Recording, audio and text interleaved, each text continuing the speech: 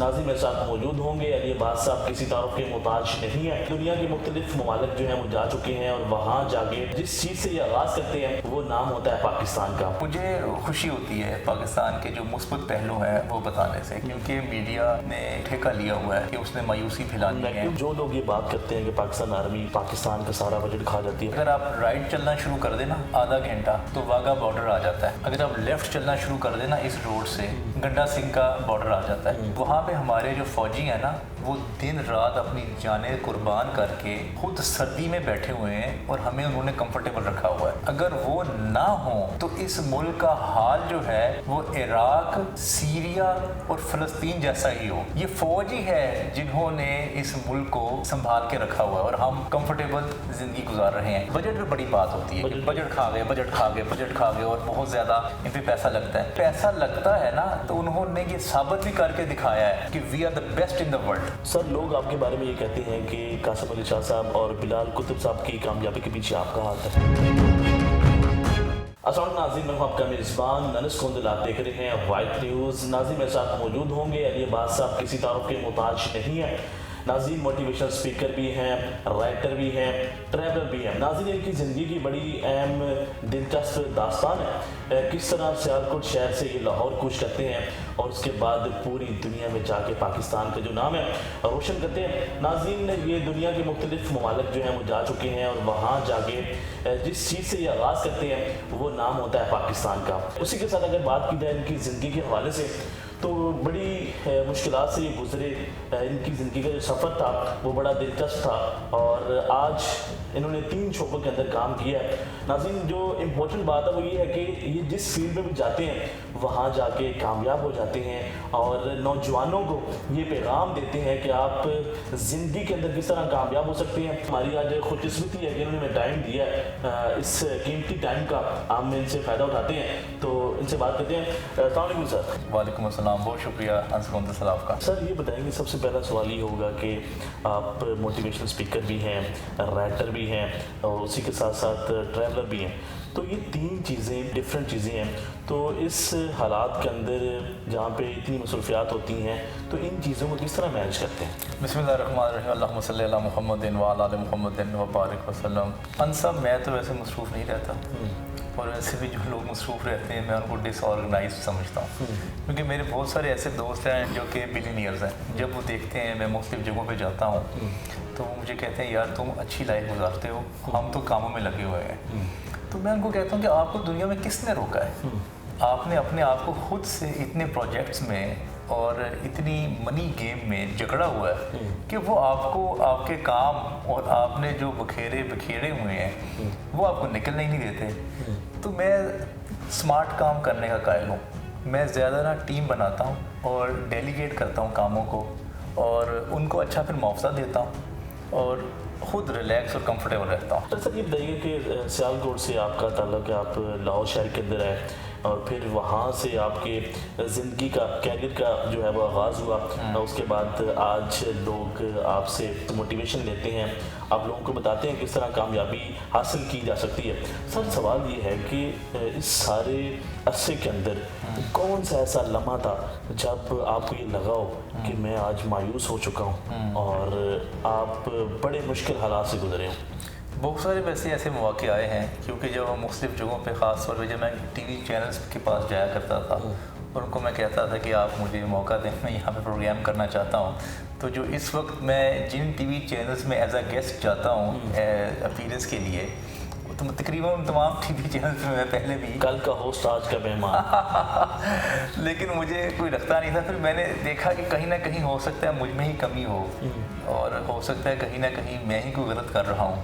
پھر تھوڑی سی میں نے اسٹریٹجی چینج کی۔ تنہائی میں یہ سوچتے تھے؟ تنہائی میں بھی اکثر سوچتا تھا، ویسے زیادہ تر میں سفر میں سوچتا ہوں، کیونکہ تب میں بسز اور ویگنز پہ ٹریول کرتا تھا، تو اس وقت تو زیادہ یہ فیس بک اور یہ نہیں یوٹیوب ہوا کرتے تھے، تو میرا جو راستہ جو میری تھنکنگ ہے نا جو میری وہ سفر میں مجھے بڑی اچھی آتی ہے۔ ٹھیک ہے سر، اب بات کرتے ہیں کہ آپ کی ٹریولنگ کے اوپر دنیا کے مختلف ممالک کے جا چکے ہیں، لیکن جہاں بھی جاتے ہیں سب سے پہلے آپ پاکستان کے نام سے آغاز کرتے ہیں، پاکستان کے حوالے سے بتاتے ہیں، پاکستان کی خوبصورتی کے حوالے سے بتاتے ہیں، پاکستان کے لوگوں کے حوالے سے بتاتے ہیں، تو سر یہ بتائیں کہ لوگ تو جب پاکستان سے باہر جاتے ہیں تو یقین مانیں کہ پاکستان کا نام بھول جاتے ہیں، تو یہ موٹیویشن کیا ہے، اس کے پیچھے کیا لوجک کیا ہے کہ آپ اس طرح پاکستان سے جڑے ہوئے ہیں؟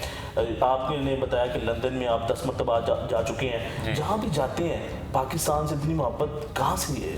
اچھا انصر، میں نے کیونکہ واپس جا کے واپس آنا سر لوگ واپس جا کے واپس نہیں آتے ایک تو یہ وجہ بھی ہو سکتی ہے، لیکن ویسے بھی نا مجھے خوشی ہوتی ہے پاکستان کے جو مثبت پہلو ہیں وہ بتانے سے، کیونکہ میڈیا نے ایک میرے خیال سے ٹھیکہ لیا ہوا ہے کہ اس نے مایوسی پھیلانی ہے اور نیگیٹو ہی بتانی ہے، ہر چیز نیگیٹو، ہر ایسے لگے گا آپ ٹی وی دیکھنا شروع کریں کہ 4-5 دن بعد ملک ختم ہونے والا ہے، اور مختلف جو انڈیکس آ رہے ہوتے ہیں، جو ترقی کے انڈیکس ہیں، وہ آپ کو کچھ اور رپورٹس بتا رہے ہوتے ہیں۔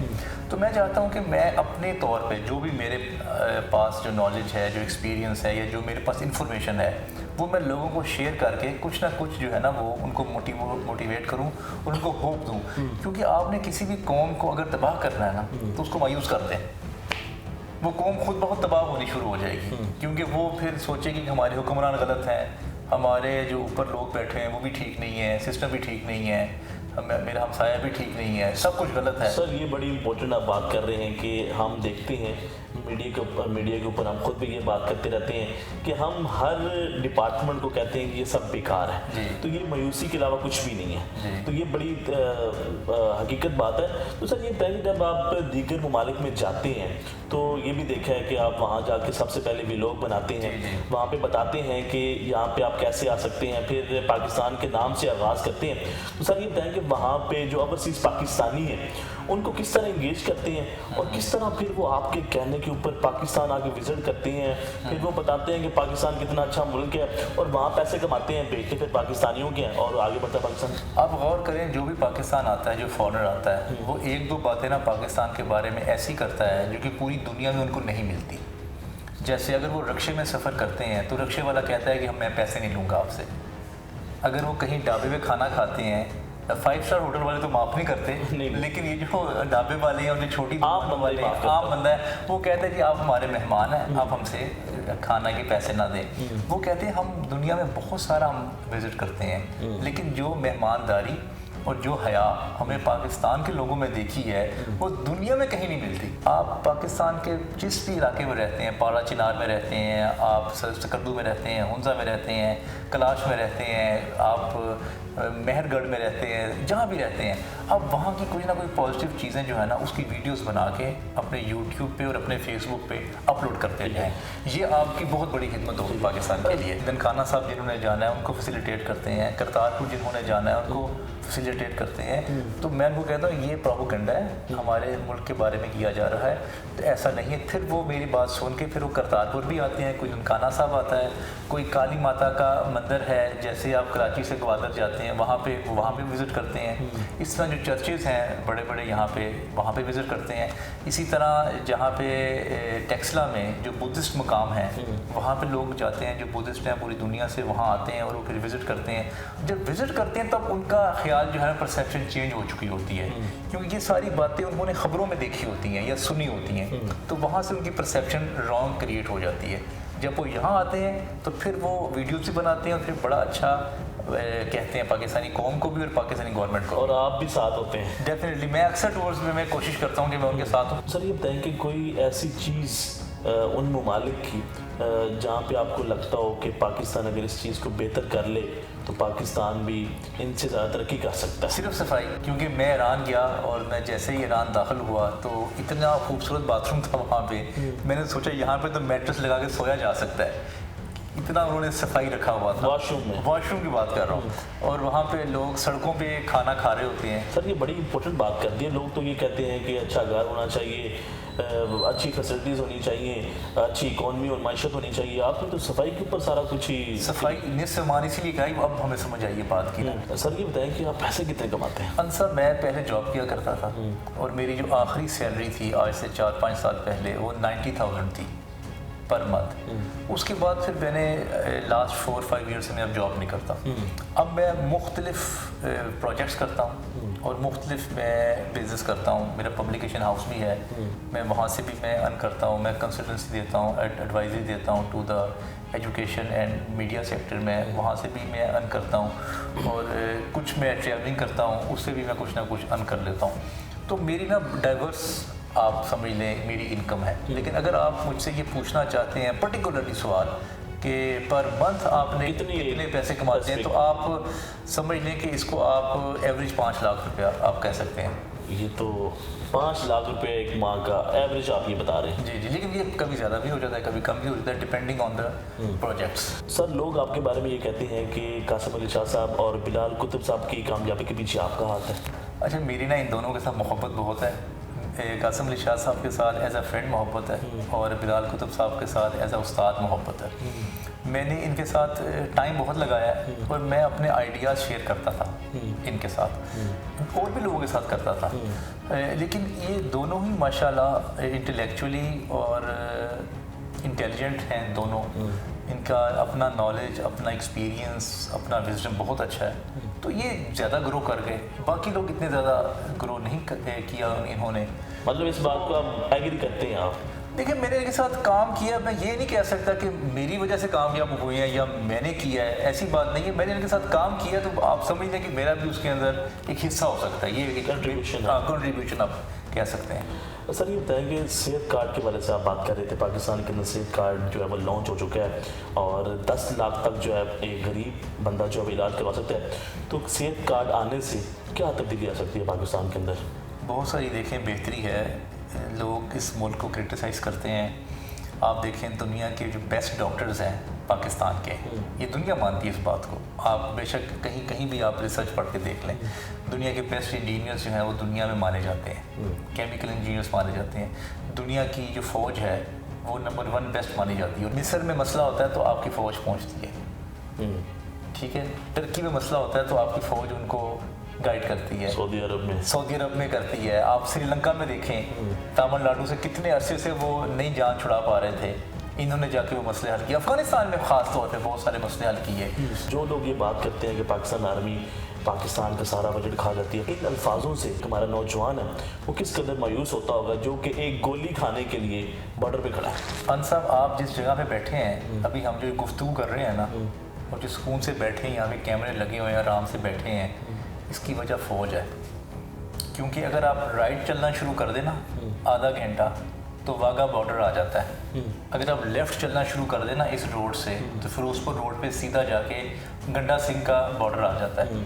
تو وہاں پہ ہمارے جو فوجی ہیں نا وہ دن رات اپنی جانیں قربان کر کے خود سردی میں بیٹھے ہوئے ہیں, اور ہمیں انہوں نے کمفرٹیبل رکھا ہوا ہے. اگر وہ نہ ہوں تو اس ملک کا حال جو ہے وہ عراق, سیریا اور فلسطین جیسا ہی ہو. یہ فوج ہی ہے جنہوں نے اس ملک کو سنبھال کے رکھا ہوا ہے, اور ہم کمفرٹیبل زندگی گزار رہے ہیں. اچھا, بجٹ میں بڑی بات ہوتی ہے کہ بجٹ کھا گئے اور بہت زیادہ ان پہ پیسہ لگتا ہے. اگر پیسہ لگتا ہے نا تو انہوں نے یہ ثابت بھی کر کے دکھایا ہے کہ we are the best in the world. زلزلہ آ جائے تو فوج نے جا کے بندے بچانے ہیں, سیلاب آ جائے تو فوج نے جا کے بندے بچانے ہیں, کوئی آفت آ جائے تو یہ سب سے پہلے یہ لوگ پہنچتے ہیں, اور یہ پاکستانی قوم کو بچاتے ہیں نا, یہ کہ دنیا کو تو نہیں بچا رہے. اگر بجٹ لگ رہا ہے تو اس کا فائدہ پاکستانیوں کو ہی ہو رہا ہے نا, کہیں پاکستان سے باہر تو نہیں جا رہا پیسہ. تو سر یہ بتائیں کہ پھر ہم لوگوں کو کیوں موقع دیتے ہیں جب پاکستان کے اندر سے یہ باتیں کی جاتی ہیں, پھر انڈیا اس کے اوپر خوش ہوتا ہے, وہ کہتا ہے کہ وہ تنقید کرتا ہے, پوری دنیا کو دکھاتا ہے کہ پاکستان کے لوگ یہ بات کر رہے ہیں. پاکستان کی جو فوج ہے وہ دنیا کو ایکسیپٹیبل نہیں ہے. وہ نہیں چاہتے کہ یہ فوج جو ہے اتنی اسٹرانگ ہو, کیونکہ وہ پاکستان کو پریشرائز کرنا چاہتے ہیں. وہ چاہتے ہیں کسی طریقے کی فوج جو ہے وہ کمزور ہو, یہ ڈاؤن ہو. ان کے پاس جو ایٹم بم ہے وہ ایٹم بم کسی طریقے ان سے لے لیا جائے, چھین لیا جائے. وہ ان کا یہ پرابلم ہے, اور وہ ہر حربہ آزماتے رہتے ہیں, کبھی انڈیا کے ذریعے, کبھی کسی اور ملک کے ذریعے. ہمارے اپنے لوگ یہ بات کیوں کرتے ہیں؟ اپنے لوگ تو بے وقوف ہیں, وہ جاہل ہیں. ان کیا کو یہ اپنا یہ منزل عقل نہیں ہے، یہ عقل نہیں ہے ان کو کہ وہ اپنے ہی ملک کو کمزور کر رہے ہیں، اپنے ہی ملک کے بارے میں وہ غلط باتیں کر رہے ہیں، اپنے ملک کے بارے میں یار وہ اپنی ماں کے بارے میں کوئی غلط بات کرتا ہے، کوئی اپنے گھر کے بارے میں کوئی غلط بات کرتا ہے، اگر کہیں نہ کوئی کمی کوتاہی بھی ہے تو اس کو پبلکلی نہیں کرنا چاہیے. آپ اس کو ایڈریس کریں، اس ادارے کو خط لکھیں یا ای میل کریں، یا کوئی جو مسئلہ ہے آپ کا ان کے ساتھ آپ بیٹھ کے سالو کرنے کی کوشش کریں. جی ناظرین، آپ نے ان کی گفتگو سنی ہے، کس طرح موٹیویشن سے بھری یہ انٹرویو ہے. اس کے اندر بہت کچھ سیکھنے کے لیے ہے جس کو آپ بیس بنا کے آگے بڑھ سکتے ہیں. ناظرین، علی بھائی صاحب کے ساتھ ہم کوشش کرتے رہیں گے کہ ہر ماہ کے اندر ان کے انٹرویو کرتے رہیں تاکہ یہ جو ہم نے شروع کیا، آغاز کیا ہے ایک سیریز کا، یہ چلتی رہے اور اسی طرح پاکستان آگے بڑھتے رہے. تو ناظرین، ملتے ہیں ان کے ساتھ نیکسٹ ویڈیو کے اندر. دیکھتے رہیں وائٹ نیوز. اللہ حافظ.